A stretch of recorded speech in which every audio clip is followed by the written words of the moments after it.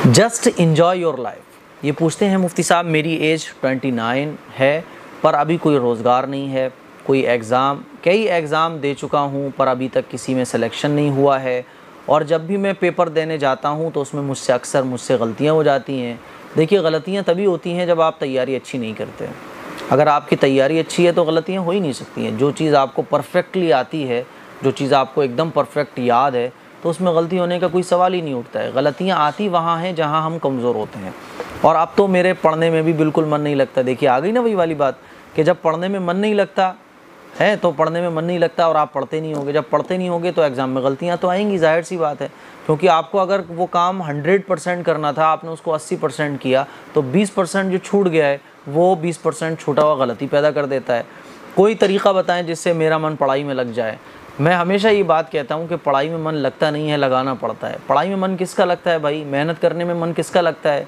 ये जितनी भी पूरी दुनिया के अंदर लोग पढ़ रहे हैं या दुकानें खोले बैठे हुए हैं या ऑफिस में जॉब कर रहे हैं, फैक्ट्रियाँ चल रही हैं, जितने भी काम धंधे चल रहे हैं, चाहे वो पढ़ाई की लाइन से हों, चाहे वो बिज़नेस की लाइन से हों, ये जितने भी लोग सुबह निकलते हैं, शाम तक काम करते हैं, इनका मन लगता है।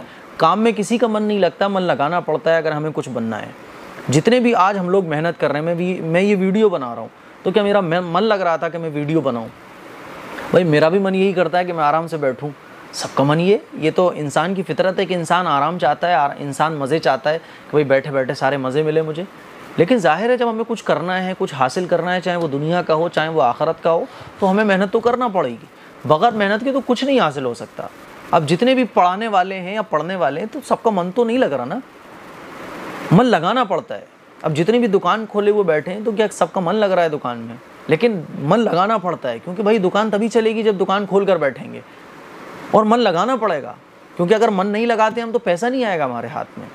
तो इसीलिए अगर आपको कुछ बनना है तो भाई मन तो लगाना पड़ेगा। कोई तावीज़ ऐसा नहीं है, कोई दुआ ऐसी नहीं है, और कोई भी चीज़ ऐसी नहीं है जो आपका मन लगा दे। अल्लाह कुरान में इरशाद फरमाता है, वल्लज़ीना जाहदू फ़ीना लनहदियन्नहुम सुबुलना। अल्लाह कहता है जो हमारे दीन के लिए कोशिश करते हैं तो हम उसके लिए रास्तों को खोल देते हैं। तो अल्लाह खुद कह रहा है कोशिश, और कोशिश की जाती है, कोशिश का कोई तावीज़ नहीं होता।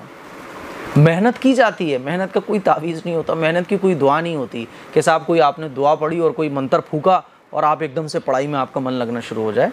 पढ़ाई हो या काम हो, मेहनत शर्त है। इस दुनिया में अल्लाह ताला ने एक उसूल बनाया है कि अगर आप उस उसूल की बुनियाद पर काम करोगे तो आपको सक्सेस मिलेगी, आपको कामयाबी मिलेगी। और वो है मेहनत। मेहनत गैर मुस्लिम करेगा, मुसलमान करेगा, मेहनत सबके लिए है। एक उसूल अल्लाह ने बनाया है, जो जितनी मेहनत करेगा वो उतना पाएगा। मन जद्दा वजदा, जो कोशिश करेगा वो पाएगा। अब कोशिश के लिए आप मुझसे तावीज़ मांगने लगो, दुआ मांगने लगो, पेन पढ़वाने लगो, और मौलाना लोग आपको फलीते देना शुरू कर दें। माज़रत चाहता हूँ मैं, हर मौलाना गलत नहीं होते, लेकिन जो शैतान किस्म के लोग मौलाना का लबादा ओढ़ के मौलाना जैसी ड्रेस पहनकर बैठ जाते हैं, वो मौलाना नहीं होते असल में।